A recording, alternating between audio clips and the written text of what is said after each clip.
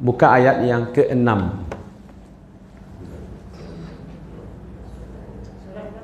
Ya, tadi.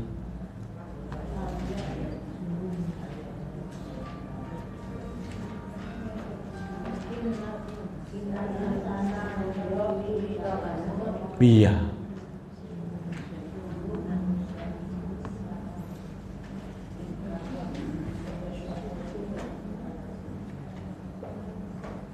Innal insana birabbihi lakanud.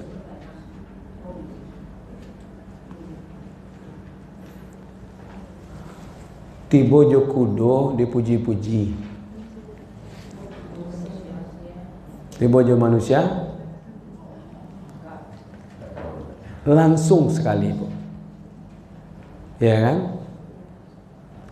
Ada kalimat innal insana lirabbihi lakanud. Kalau orang bilang lakanui. Itu ya orang bilang. Iya. Kanui dah. Ya kan? Sesungguhnya manusia itu sangat ingkar dan tidak berterima kasih kepada Tuhannya. Innal insana lirabbihi lakanud. Jadi kanud itu bisa maknanya ingkar, tidak berterima kasih, dengki, pelit, bodoh, durhaka, malas, pokoknya disandangkan ke situ.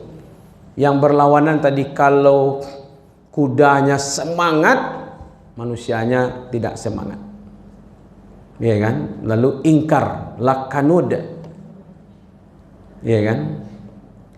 Kalau itu disebut pelit, manusia itu sesungguhnya amat kikir. Kalau disebut kufur, sesungguhnya manusia itu sangat kufur. Kalau disebut dia bodoh, maka manusia itu sesungguhnya sangat bodoh terhadap Tuhannya, sangat durhaka kepada Tuhannya, sangat malas, yang paling capek melupakan kebaikan-kebaikan. Itulah manusia. Ibu pernah mencari orang butuh? Lah ya. Orang butuh yang selalu ada di tangannya apa? Tungkek. Berarti yang paling penting dalam kehidupannya adalah tongkat. Ketika dia diberi karunia melihat, apa yang paling pertama dibuangnya? Begitu cepatnya manusia. Pada iko yang membantunya selama gua pasnya bisa mencari, langsung dibuang. Kadang-kadang bangga lah yang membuang. Oh, alhamdulillah. Jadi buangnya. Kadang-kadang itulah bayangan kita tuh, Ibu. Orang-orang yang berjasa dalam kehidupan kita selama ini, ketika lagi kita tidak membutuhkannya, dibuang.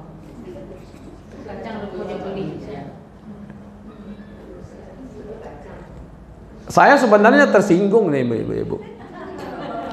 Kudo dipuji-puji, tiba jo awak dikecian ku kufur, tapi ba'ala memang begitu. Nggak tersinggung Ibu tuh. Hah?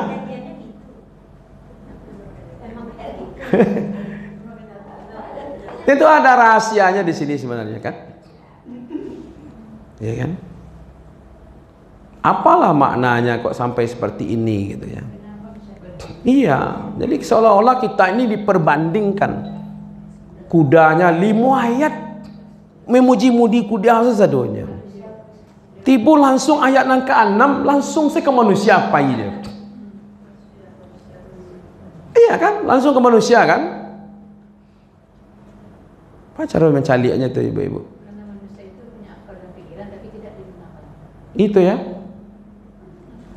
Jadi kalau saya dari sini katakan sesungguhnya manusia itu sangat ingkar, tidak berterima kasih kepada Tuhannya. Ayat ini mengalihkan fokus dari gambaran kuda hebat perang kepada sifat manusia. Kudanya berani, tangguh, ya kan? Berlainan langsung dengan sifat manusia. Ya punya ikhlas kata nah manusia disabut je lah elok-elok manusia tapi kok langsung saja down mental awak dewe-nya gitu ya. Jadi kalau ada lo ibu-ibu ndak mau berjuang, ndak ada semangat untuk agama ini, ayolah. Ya, kalah awak di kudo gitu ya. Sekali-sekali tagak-tagak lari ke kudo bu gitu. Manan kue gitu ya. Nah, jadi kontras moral sebenarnya. Spiritualnya di ayat 1 sampai 5 itu menggambarkan fisik, berani, luar biasa.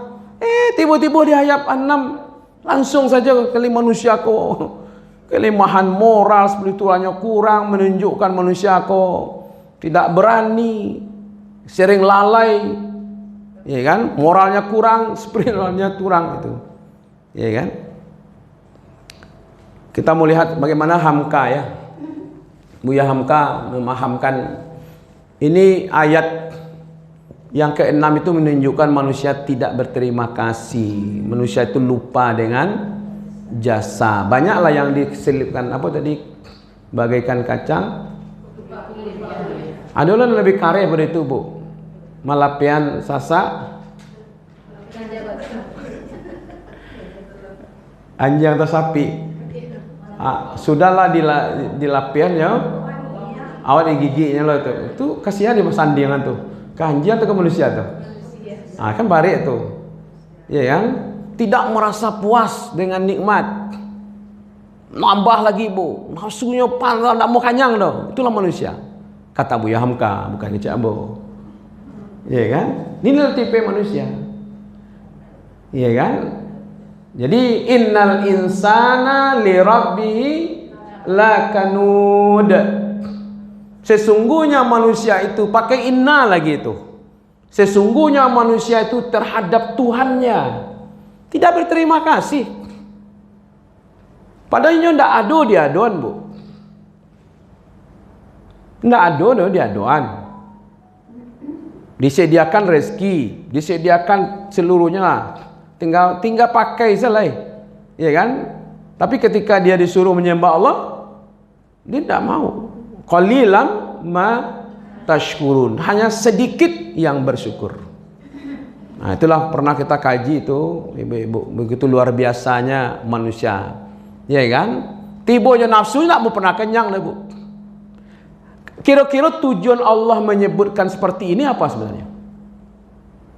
Supaya manusia harus seperti ini atau manusia itu jangan seperti itu, kan itu kan. Ada nanti ayat fa'alhamaha fujuraha wa taqwaha. Menurut yang saya baca ibu-ibu, itu bukan manusia itu diberikan dua di situ, ada fujur, ada takwa, tidak begitu. Ada yang memahamkan bahwa dalam diri manusia itu ada sifat fujur, ada sifat takwa. Tidak. Ilham itu artinya diumumkan, diberitahukan, fa'alhamaha. Iko ada fujur, ada takwa. Jangan kamu terjebak dari berbuat fujur ini, jangan kamu lari dari takwa ini. Kalau kamu tetap dalam keadaan takwa, kamu beruntung. Kalau kamu nanti berbuat yang fujur, kamu akan jadi orang yang rugi. Maka ada ayat berikutnya itu, bisa kita dalami nanti itu. Ya kan? Qad aflaha man zakkaha wa qad khaba man dassaha. Jadi dia tahu dulu kepada manusia itu, ini loh sifat fujur. Dusta, bohong, pengkhianat, munafik, segala macam. Ini loh tidak baik. Tujuannya dia tahu bahasa iko tidak elok supaya jangan menempuh jalan itu. Ini loh yang takwanya. Nah, supaya kita berada di situ. Nah, itu tujuannya itu. Ya kan? Nah, beruntunglah orang-orang yang mengambil jalan yang baik itu. Nah, di sini Buya Hamka mengingatkan sebenarnya, ya kan, manusia yang punya sifat kurang bersyukur itu. Ya kan? Kadang-kadang kita ini begitu, sibuk. Ya kan? Ada yang sibuk dengan syukur, ada yang sibuk dengan kufur. Ada yang sibuk berbagi-bagi terus. Ada yang sibuk korupsi setara. Ya kan? Ada yang sibuk menolong orang. Ya kan? Ada yang sibuk mencari jabatannya, sibuk ya. Ya kan? Ada yang semangat, ada yang malas. Ada kan? Ada yang semangat, ada yang loyo. Itulah manusia. Nah, kalau bisa manusia aku keluar dari situ ibu-ibu, tapi dia sibuk dengan ilmu keislaman.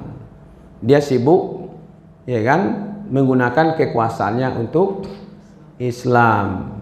Dia sibuk kekayaannya untuk Islam. Dia sibuk kekuatannya, ya kan, digunakannya untuk Islam. Jadi semuanya itu bukan selevel aja kudo, Bu.